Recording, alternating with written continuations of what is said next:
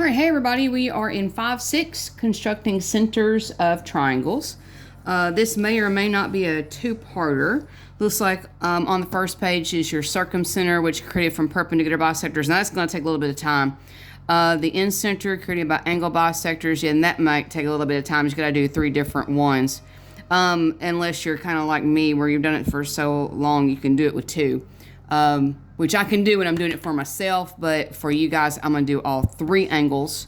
So again, this may take a little time. If so, okay. If it is, then, I'll just do a part 2 and check the description down below to go to part 2. I'll leave the link. All right, so with that said, I'm going to use a compass.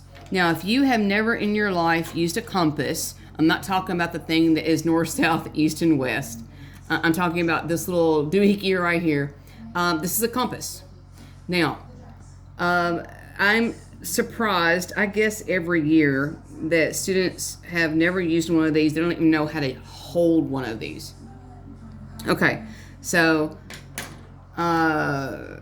here's another one. You hold it in one hand, like you would a pencil. Not at the top. This is a big no-no. And not with 2 hands. And not by the pencil side. There's your pencil side. You hold it like you would a pencil, but with the sharp end, so that your pencil can actually do the work. So this is how I hold a pencil. This is how I've been holding my pen, as you guys can probably see in in my videos. This is how I hold my pen. I'm going to hold the compass the same way, but by the sharp side. I'm not using 2 hands, and I'm not holding it by the top. This is the worst thing you do, is put your hand here, because what happens is your compass starts moving around, and instead of turning it with your wrist, it starts wanting to walk on you, and that's very, very frustrating. So hold it in your dominant hand, and I'm a right-handed person, like you would a pen or pencil, by the sharp side.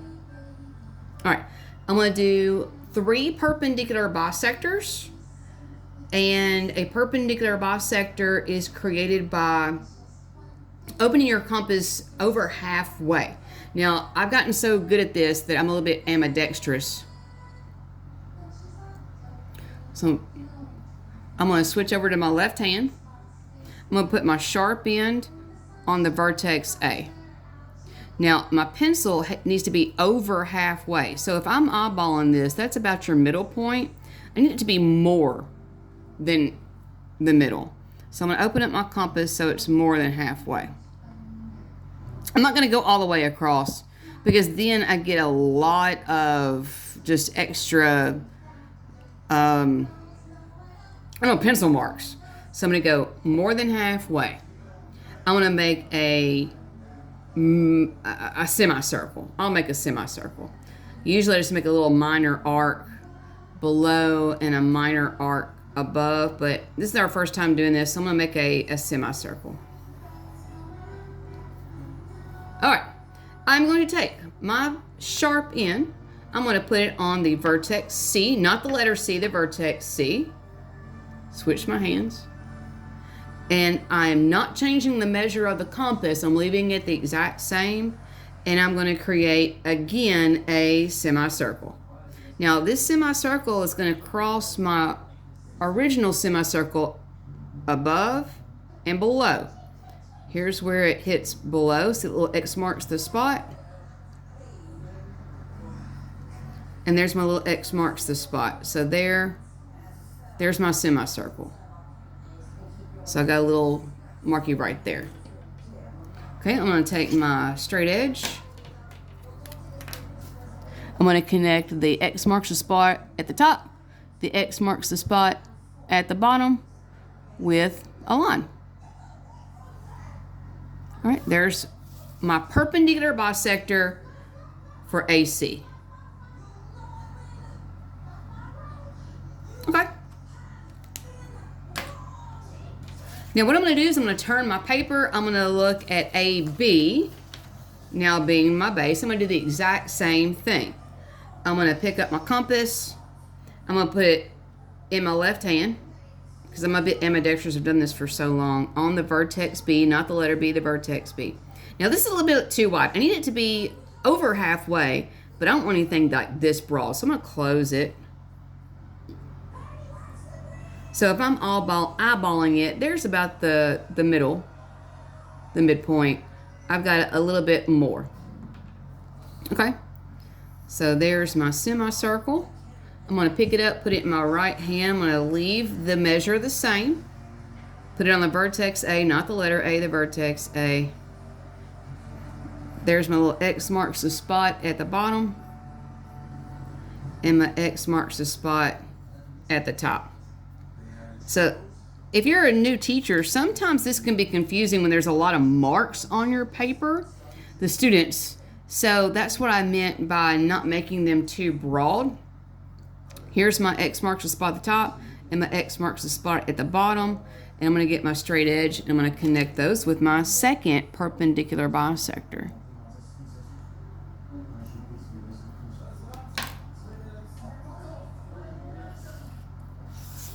Oop, I didn't go far enough. There we go. All right, so I've got a 90-degree angle,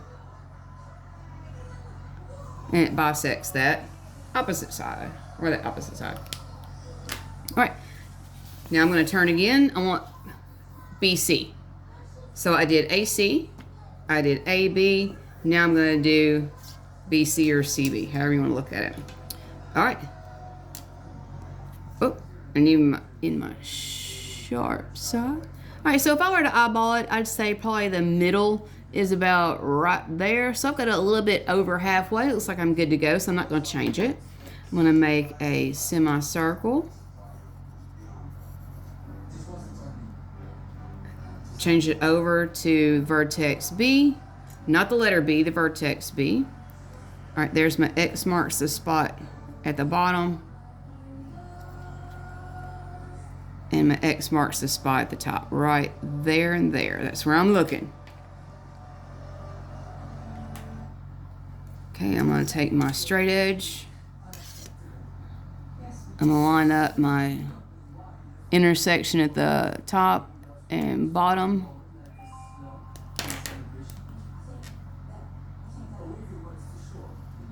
There we go. 90-degree. And that side. All right, you guys.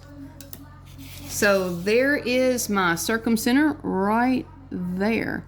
It's where the blue, the green, and the yellow intersect each other. Now you guys can see that human error, I'm a little bit off. When you use markers and you don't use a thin tip, you know, you can get a little bit off, and that's just human error. All right. In center comes from angle bisectors. So I need to cut angle A in half, angle B in half, angle C in half. All right. So I'm going to do angle A first. I'll tell you what, I'll do angle C first, because most of you guys are going to be right-handed people. So I'm going to do angle C. Now I am most definitely going to need to make this measure right here smaller, because otherwise I'm going to be shooting off the page and I don't have a lot of room here. So I'm going to make it about yay. Now through this whole thing, I'm not going to change my compass at all. When I did the circumcenter, I did change it because I kind of had to. But for these angle bisectors, this is an acute triangle. I'm going to do angle C, B, and A all the exact same. So the first thing I'm going to do is I'm going to make an arc that crosses both sides of the triangle. So I crossed this side and the other side. Now I'm going to make a little dot right there.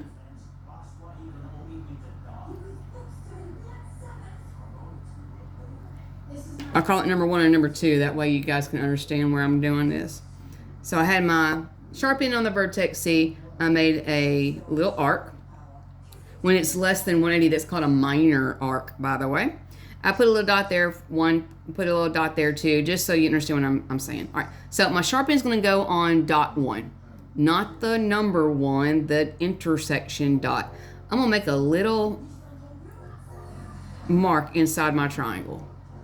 I'm gonna put my sharp end on the dot 2, not the number 2, the dot 2, and I'm gonna finish off my X marks the spot. So for you guys who have ever watched Pirates of the Caribbean, any kind of really pirate movie, and they got a little X marks the spot, that's what I was going for. I'm going to take my straight edge. I'm going to make a line from the vertex C, not the letter C, the vertex C, through my X marks the spot.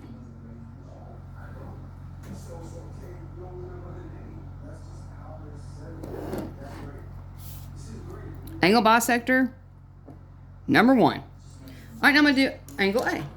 So here's for my lefties. I'll do it with my left hand.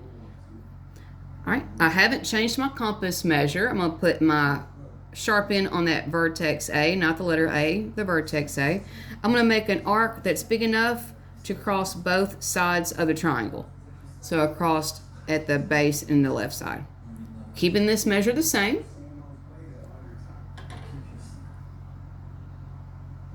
There's my number 1, there's my number 2.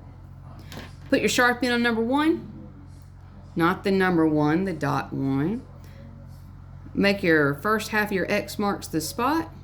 And remember, we're talking about this one. I've already used this one. Put your sharp end on 2. Finish out your X marks the spot. There it is right there. All right. So I'm going to take my straight edge and I'm going to connect the vertex A with my X marks the spot.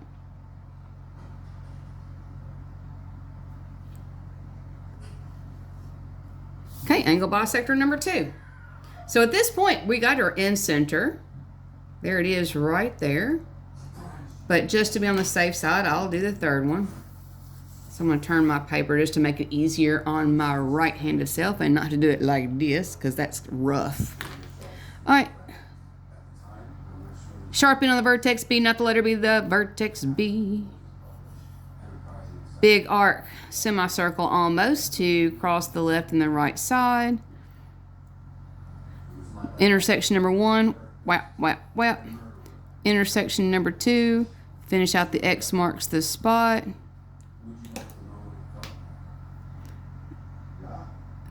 There it is right there. Connect vertex B with that little intersection. And there's my end center. All right, what am I at? All right, I am at 13 minutes, so I'm going to stop the video right here. Click the link below in the description to go to part 2.